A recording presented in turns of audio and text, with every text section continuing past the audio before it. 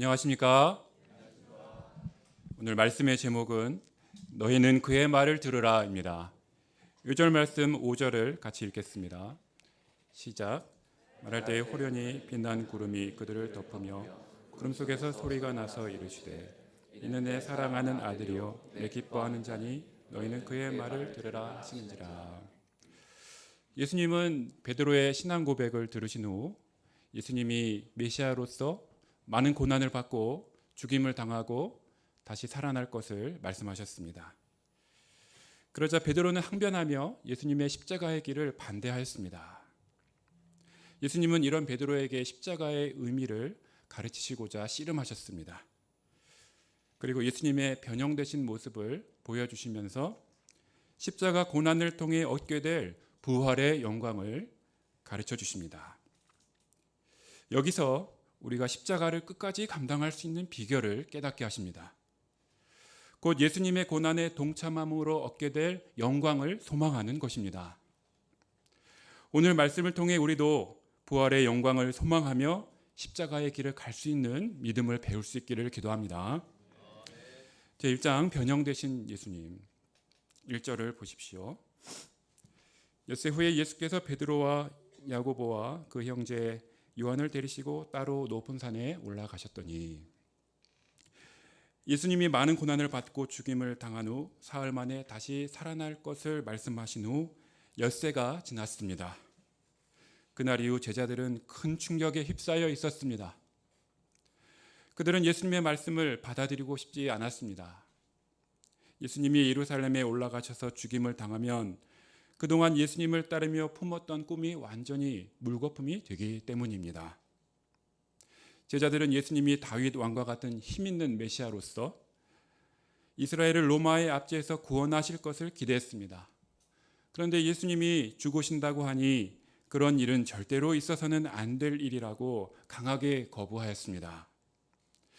그들에게 지난 엿새는 가장 어둡고 답답하고 힘겨운 한 주였을 것입니다.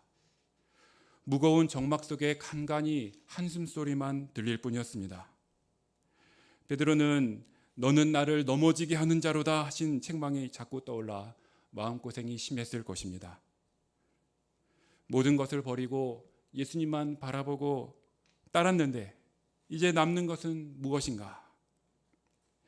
예수님을 따라 십자가의 길을 가면 나의 꿈은 어떻게 되는 것인가? 이때 예수님은 이들을 어떻게 도와주셨습니까? 베드로와 야고보와 요한을 데리시고 따로 높은 산에 올라가셨습니다. 그리고 예수님을 새롭게 만나도록 도우십니다. 2절을 보십시오. 같이 읽겠습니다. 시작. 그들 앞에서 변형되사 그 얼굴이 해같이 빛나며 옷이 빛과 같이 휘어졌더라. 산에 올라가신 예수님은 제자들 앞에서 변형되사 완전히 다른 모습이 되셨습니다. 그동안 예수님은 나사렛 출신의 가난한 몫으로 여겨졌고 머리들 곳 없는 삶을 사셨습니다. 제자들과 함께 동고동락하며 그들과 한 모양이 되셔서 제자 양성과 구원 역사에 힘쓰셨습니다. 이사야 선지자가 예언한 대로 고운 모양도 없고 풍채도 없고 흠모할 만한 아름다운 것이 없었습니다. 그런데 변형되신 예수님은 얼굴이 해같이 빛나고 옷이 빛과 같이 휘어졌습니다. 이 영광은 예수님 안에 감추어졌던 내적 성품이 밖으로 드러난 것입니다. 예수님은 천지를 창조하신 권세자이시지만 인간의 죄를 위해 이 땅에 낮아져 오신 하나님의 아들이십니다. 이 영광은 창세전에 가졌던 아버지 하나님의 영광이요 근본 하나님의 본체이시면서도 하나님과 동등됨을 취할 것으로 여기지 않으시고 이 땅에 낮아져 오신 성자 하나님의 영광입니다. 영광의 하나님이 죄인들을 섬기기 위해 종처럼 낮아지시고 어린 양이 되어 십자가에 못 박혀 죽으실 것입니다. 그러나 죽음으로 끝나지 않고 사흘 만에 다시 살아나셔서 인간의 죄와 죽음을 해결하시고 본래 가지셨던 하나님의 아들로서의 영광을 회복하실 것입니다. 예수님의 삶은 십자가로 끝나는 것처럼 보이지만 그 후에는 비할 수 없는 영광이 있습니다. 예수님은 희고 빛난 영광으로 슬픔과 근심에 휩싸인 제자들의 마음을 밝혀주십니다. 그리고 예수님처럼 자기를 부인하고 자기 십자가를 지고 따르면 그 영광에 이를 것을 보여주십니다. 이것이 끝이 아닙니다. 3절을 보십시오. 같이 읽겠습니다. 시작. 그때 모세와 엘리야가 예수와 더불어 말하는 것이 그들에게 보이거늘. 그때 모세와 엘리야가 나타나 예수님과 더불어 말하는 것이 그들에게 보였습니다. 모세와 엘리야는 구약을 대표하는 인물입니다. 모세는 율법의 대표이고 엘리야는 선지자의 대표입니다. 모세와 엘리야는 영광 중에 나타나 장차 예수께서 예루살렘에서 별세하실 것을 말했습니다. 이는 예루살렘에서 당하실 예수님의 고난과 죽음이 구약에 예언된 것이며 율법과 선지자가 한결같이 가리켜온 그리스도의 기림을 보여줍니다. 이런 황홀한 광경을 보자 베드로의 마음이 갑자기 밝아지고 희망이 생겼습니다. 4절을 보십시오. 같이 읽겠습니다. 시작. 베드로가 예수께 여쭈어 이르되 주여 우리가 여기 있는 것이 좋사오니 만일 주께서 원하시면 내가 여기서 초막 셋을 짓되 하나는 주님을 위하여 하나는 모세를 위하여 하나는 엘리야를 위하여 하리이다. 베드로는 이 영광의 순간에 초막을 짓겠다고 나섰습니다. 초막을 짓자는 것은 여기 살자는 것입니다. 베드로는 신비스러운 광경에 정신이 나가 자기가 무슨 말을 하고 있는지도 몰랐습니다. 다만 지금의 이 영광스러운 순간이 오래오래 지속되기를 바란 것입니다. 산 아래로 내려가면 문제 많은 현실이 기다리고 있기 때문입니다. 이는 고난 없이 영광만 누리고자 하는 베드로의 모습을 잘 보여줍니다. 베드로는 십자가는 거절하고 영광만 붙들려고 하였습니다. 이때 어떤 일이 일어났습니까? 5절을 같이 읽겠습니다. 시작. 말할 때 호련히 빛난 구름이 그들을 덮으며 구름 속에서 소리가 나서 이르시되 이는 내 사랑하는 아들이요 내 기뻐하는 자니 너희는 그의 말을 들으라 하시는지라. 베드로가 초막을 짓겠다고 말하고 있을 때 호련히 빛난 구름이 그들을 덮으며 하나님의 엄중한 음성이 임했습니다. 하나님은 예수님을 내 사랑하는 아들이라 확증하시고 내 기뻐하는 자라 밝히셨습니다. 하나님의 뜻에 순종하기 위해 고난받고자 하시는 예수님을 하나님이 기뻐하신 것입니다. 그리고 하나님은 너희는 그의 말을 들으라 명하십니다. 이 말씀을 주신 이유가 무엇입니까? 제자들이 십자가와 부활을 통해 구원 역사를 이루고자 하시는 예수님의 말씀을 듣지 않고 있기 때문입니다. 예수님이 십자가의 죽음을 통하지 않으면 인간의 죄 문제를 해결할 수 없기 때문에 친히 개입하시어 십자가에 대한 자세를 바로잡아 주시는 것입니다. 그들이 들어야 할 말씀은 바로 고난과 죽음과 부활의 말씀입니다. 자기를 부인하고 자기 십자가를 지라 하시는 명령의 말씀입니다. 사람들은 은혜가 되고 좋아하는 말씀은 듣고자 하지만 이렇게 고난, 죽음, 자기 부인, 자기 십자가 말씀은 듣지 않으려고 합니다. 그것도 절대 명령, 머스트이면 더더욱 듣기 싫어합니다. 제자들은 마음속으로 네버, 네버를 외치며 예수님의 말을 받아들이려고 하지 않았습니다. 그럼에도 반드시 그의 말을 들어야 하는 이유가 무엇입니까? 예수님이 가실 이 길이 하나님의 뜻이며 하나님이 기뻐하시는 길이기 때문입니다. 그 길에 생명이 있고 영광이 있기 때문입니다. 그런데도 거부하고 있기 때문에 하나님께서 친히 강력한 권세로 너희는 그의 말을 들으라 명령하시는 것입니다. 예수님의 십자가 사역은 예수님이 반드시 가야 할 길이고 우리 또한 반드시 따라가야 할 길입니다. 그런데 십자가는 희생과 죽음을 의미하므로 베드로처럼 누구나 본성적으로 거부합니다. 그러나 십자가는 다시 새로운 생명을 얻는 생명의 기름으로 반드시 영접해야 하는 길입니다. 지금 십자가를 거부하는 우리에게도 너희는 그의 말을 들으라 명령하십니다. 현재 내가 들어야 할 말씀은 무엇입니까? 우리도 십자가는 완강히 거부하며 부활의 영광을 직접 보여주시기를 고대합니다. 그러나 초막신앙을 가지고 예수님을 쫓을 때 생명력이 없고 막연히 세상 꿈을 가지고 사는 피곤한 신앙생활을 할 수밖에 없습니다. 우리가 십자가를 통한 부활의 영광을 바라보며 십자가의 길을 가는 담대한 주의 백성들이 되기를 간절히 기도합니다. 제자들은 하나님의 음성을 듣고 엎드려 심히 두려워했습니다. 죄를 범한 인간은 하나님의 영광을 체험할 때 두려워할 수밖에 없습니다. 이때 예수님이 그들에게 손을 대시며 두려워하지 말라고 안심시켜 주셨습니다. 눈을 들고 보니 예수님 외에는 아무도 보이지 않았습니다. 황홀한 경험이 끝나고 현실로 돌아왔습니다. 그러나 이 사건은 베드로의 마음에 깊이 새겨져 십자가의 고난에 참여하는 것을 즐거워하라고 가르치는 증인이 되게 하였습니다. 십자가의 의미와 영광을 확신할 때 예수님의 제자들은 1세기 사도행전 역사를 이루는 위대한 사도들이 되었습니다. 우리의 믿음의 성장은 십자가를 영접하는 데서부터 시작됩니다.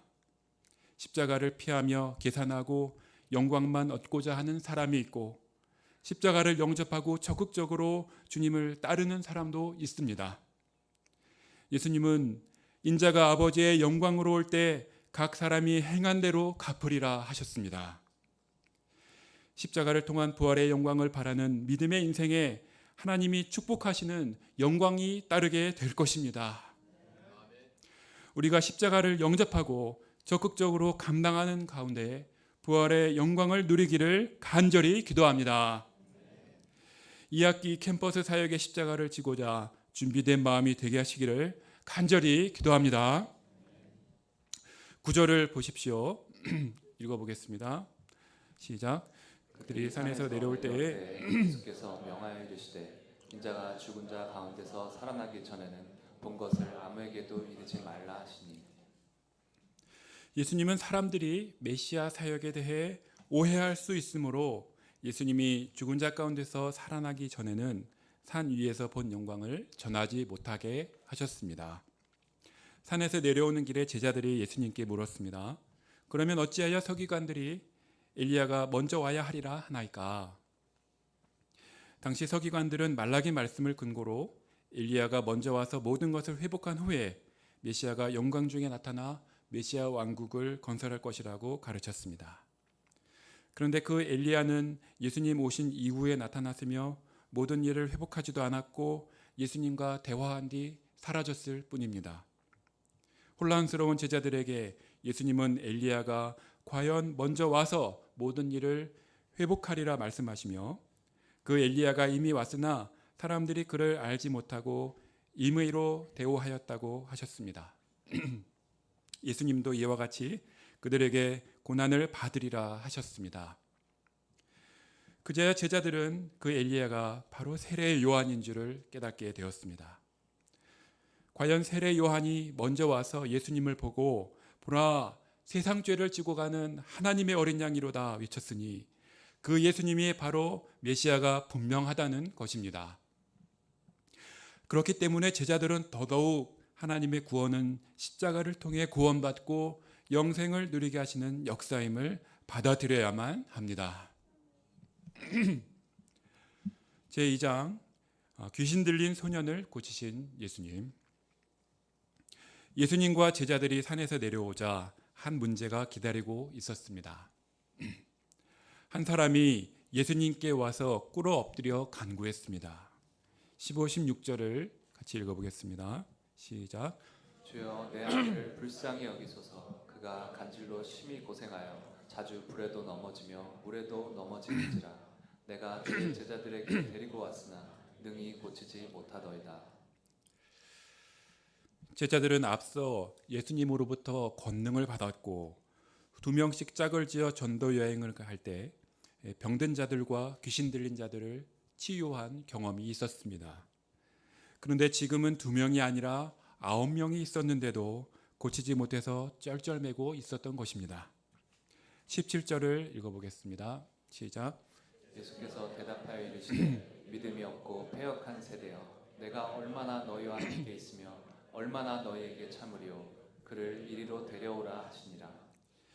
예수님은 그 시대 모습을 보시고 믿음이 없고 패역한 세대라고 탄식하셨습니다. 패역하다는 것은 뒤틀려 있다, 삐뚤어져 있다는 뜻으로 그 세대 전체가 불신의 세대요 하나님을 거스르는 세대라는 것입니다. 예수님은 제자들이 예수님의 뒤를 이어 그 세대를 감당할 지도자가 되어야 함에도 아직도 무능한 모습을 보이고 있고, 종교 지도자들은 병든 영혼들을 감당하기보다 예수님의 고속거리를 찾기에 급급한 것을 보시고 탄식하셨습니다. 예수님은 믿음이 없고 패역한 이 세대를 향하여 내가 얼마나 너희와 함께 있으며 얼마나 너희에게 참으리요 하시며 안타까워 하십니다. 18절을 보십시오. 예수님이 꾸짖으시자 귀신이 나가고 아이가 그때부터 나았습니다. 제자들이 물었습니다. 우리는 어찌하여 쫓아내지 못하였나이까? 20절을 같이 읽어보겠습니다. 시작. 이르시되 너희 믿음이 작은 까닭이니라. 진실로 너희에게 이르노니 만일 너희에게 믿음이 겨자씨 한 알만큼만 있어도 이 산을 명하여 여기서 저기로 옮겨지라 하면 옮겨질 것이요 또 너희가 못할 것이 없으리라. 예수님은 그들의 믿음이 작은 까닭이라고 하셨습니다. 여기서 작다는 것은 꼭 필요할 때 역사하지 않는 믿음, 사실상 없는 것과 다름없는 믿음이라는 뜻입니다. 우리가 가져야 할 믿음은 실제로 역사하는 믿음, 살아있는 믿음입니다. 예수님은 믿음이 겨자씨 한 알만큼만 있어도 실체가 있다면 그 효력이 발생하여 산이 옮겨지며 무엇이든 할 수 있다고 하십니다. 겨자씨는 가장 작은 것, 산은 요지부동의 대명사입니다. 우리가 산 앞에서 무기력해지는 이유는 하나님의 능력을 의지하지 않고 자신의 능력을 의지하기 때문입니다. 우리 마음에 겨자씨 한 알만한 믿음이 없기 때문입니다. 겨자씨 한 알만한 믿음은 아주 작은 믿음입니다. 그래서 누구라도 가질 수 있는 믿음입니다. 신앙 경력이 오래되거나 성경 지식이 많다고 해서 가질 수 있는 믿음이 아닙니다. 내가 무엇을 할 수 있는가가 아니라 얼마나 하나님께 맡길 수 있는가의 문제입니다. 자신의 연약함을 깊이 인정하고 하나님을 전적으로 의지하는 믿음이 산을 옮기는 것입니다. 예수님이 가장 중요하게 보시는 것은 우리에게 겨자씨 한 알만큼만한 믿음이 있는가입니다. 겨자씨 한 알만한 믿음이 있으면 하나님은 그 믿음대로 역사하십니다. 제가 스텝 목자라는 중책을 맡은 지 1년이 되었습니다. 하나님은 지난 1년간 십자가를 지는 것이 큰 은혜이며 축복임을 체험케 하셨습니다. 그러나 십자가를 감당해 갈수록 더 큰 자기 부인과 더 중한 십자가를 감당해야 함을 깨닫게 하시니 점점 십자가의 길이 어렵고 무거운 부담이 되었습니다. 하나님은 이때 오늘 말씀을 통해 다시금 예수님이 앞서가신 고난과 죽음, 부활의 길이 생명의 길이며 영광에 이르는 길임을 영접하고 믿음을 갖도록 도우십니다. 하나님의 십자가 구원 역사는 본래부터 내 힘으로 할 수 있는 일이 아니므로 너는 그의 말을 들으라 말씀에 겸손히 순종하여 기도의 십자가, 말씀 전파 십자가를 믿음으로 감당하겠습니다.